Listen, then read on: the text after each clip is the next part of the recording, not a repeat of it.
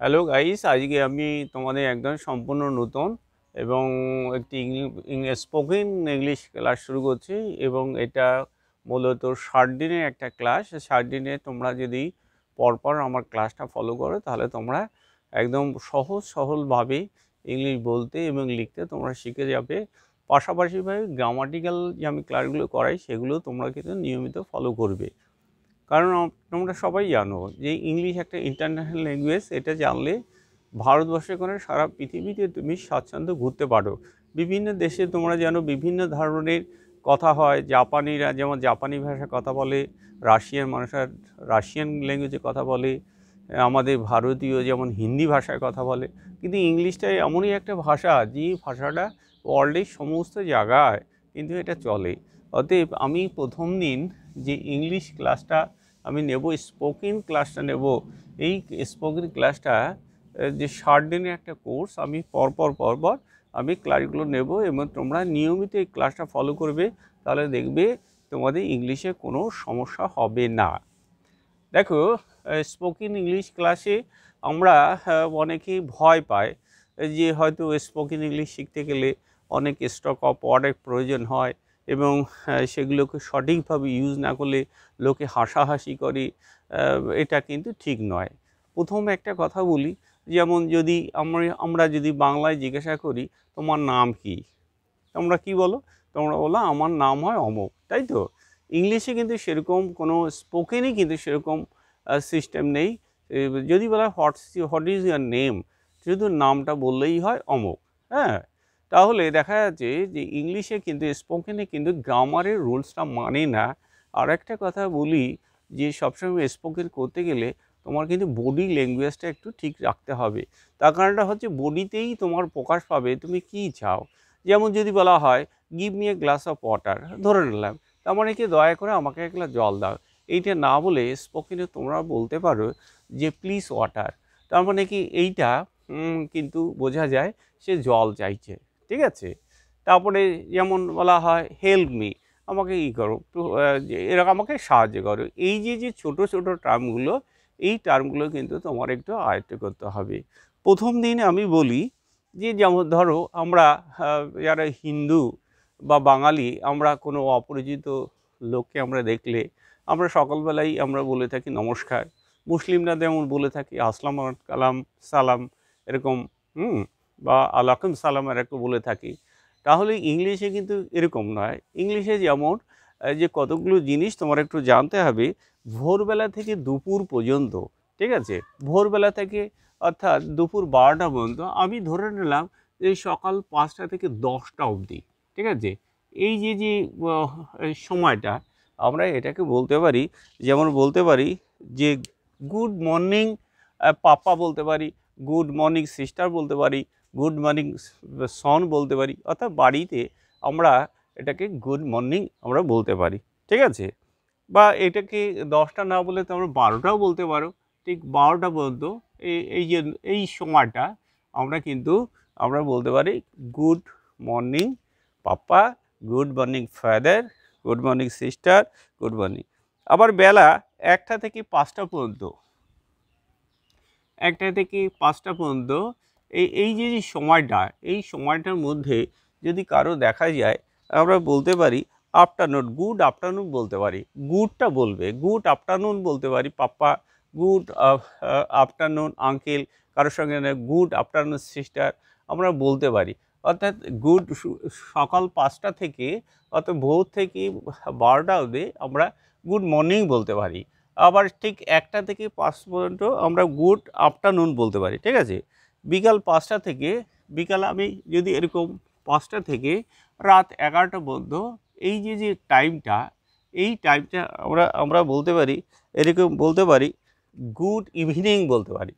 Good evening পাপ্পা, good uncle, ঠিক আছে? ইভিনিং, ঠিক আছে? গুড আফটারনুন বলতে পারি, তারপরে গুড ইভিনিং আমরা বলতে পারি, ঠিক আছে? এবং বিশেষ করে রাত্রি যখন আমরা বিদায় নেব, অর্থাৎ আমরা শেষ মুহূর্তে যখন চলে যাব, আমরা গুড নাইট বলতে পারি। গুড নাইট বলে আমরা কী করে যাব। আবার দিনের বেলায় যে কোনো সময় একটা জিনিস জানবে, দিনের বেলা যে কোনো সময় দিনে প্রথম সাক্ষাৎকেই আমরা গুড মর্নিং আমরা বলতে পারি, গুড আফটারনুন বলতে পারি, অর্থাৎ আর গুডটা আমরা বলবো, এটা কিন্তু খুব ইসে।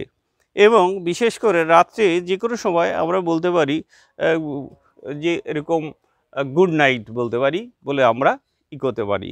বা কোথাও আমরা যদি আমরা যাই এক স্থান থেকে, আমরা বলতে পারি good bye pappa, good bye sister, এরকম বলতে পারি, ঠিক আছে।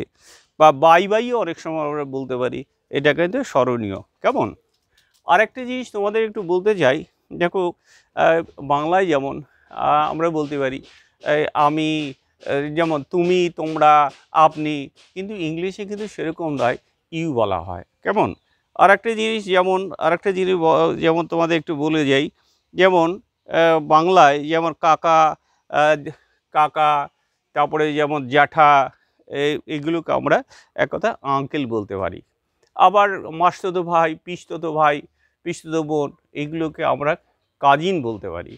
এগুলো কিন্তু তোমার এটা লক্ষ্য রাখতে হবে। ইংলিশে কিন্তু পার্টিকুলারভাবে ওইভাবে নেই যে কাজিন মানে মাসতুতো ভাই বা পিসতুতো ভাই হতে পারে, আবার আঙ্কেল মানে হতে পারে কাকা হতে পারে, ঠিক আছে। তেমন মেসোমশাই হতে পারে, তারপরে এই সমস্ত হতে পারে, কাকা কাকিমা, জ্যাঠা, এগুলো হতে পারে, আঙ্কেল বলতে পারি। কেমন? আবার এরকম যে কোনো অভিভাবককে আমরা স্যার বলতে পারি, ভদ্র মহিলাকে আমরা ম্যাডাম বলতে পারি, ঠিক আছে। যেমন ম্যাডাম আপনি কেমন আছেন, হাউ আর ইউ, আপনি কেমন আছেন, বললো আই এম ওকে, আমি ভেরি ফাইন। এই যে কথাগুলো তোমার একটু জানতে হবে বডি ল্যাঙ্গুয়েজ।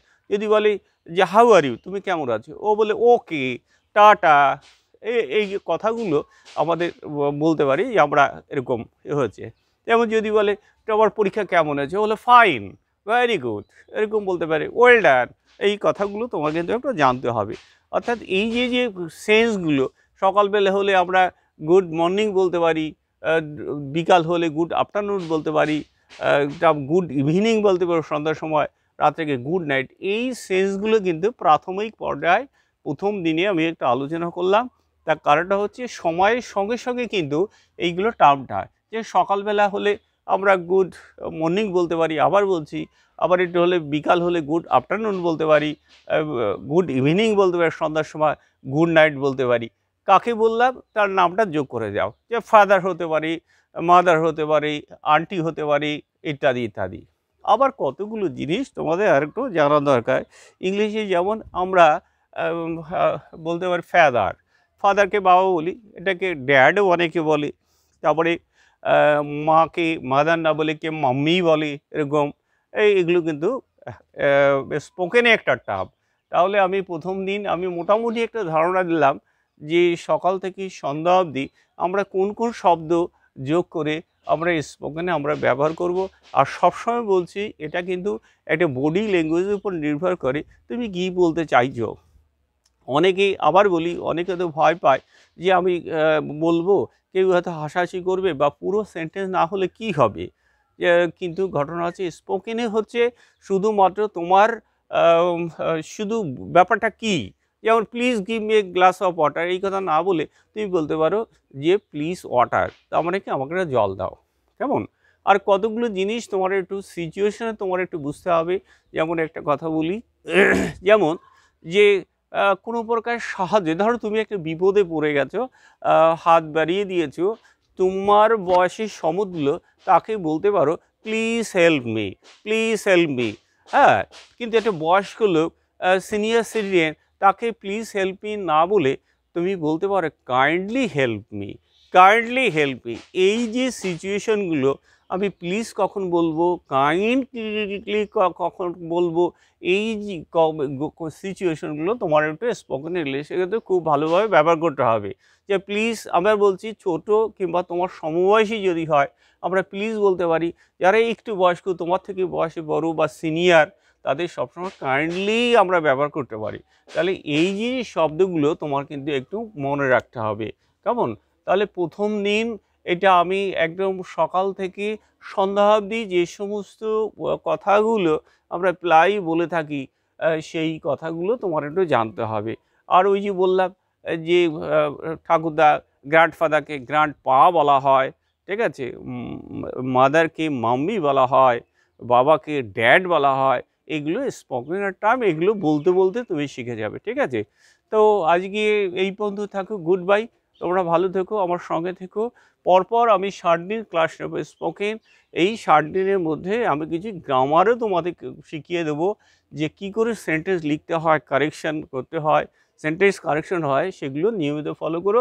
আশা করি তোমাদের অনেকটা হেল্প হবে। আর সবসময় মনে রাখবে, এটা কিন্তু সম্পূর্ণ ফ্রিতে তোমাদের করানো হচ্ছে, এর জন্যে কোনো কস্ট লাগবে না। শুধু একটাই হচ্ছে আমার রিকোয়েস্ট, তোমাদের এই ক্লাসগুলো যদি ভালো লাগে, তাহলে আমার চ্যানেলটা তোমরা জানো তো, সানা এডুকেশন ইউটিউব চ্যানেল, এইটা ঠিক আছে, সানা এডুকেশন চ্যানেল, এই চ্যানেলটা সাবস্ক্রাইব করবে এবং বন্ধুরা একটু শেয়ার করে দেবে। এইটুকুই আমার অনুরোধ। আর তোমাদের শেখাতে পারলে আমার জীবনটা ধন্য মনে করব, আমি মনে করব আমার কষ্টটা সার্থক। থ্যাংক ইউ, গুড বাই, ভালো থেকো, টাটা।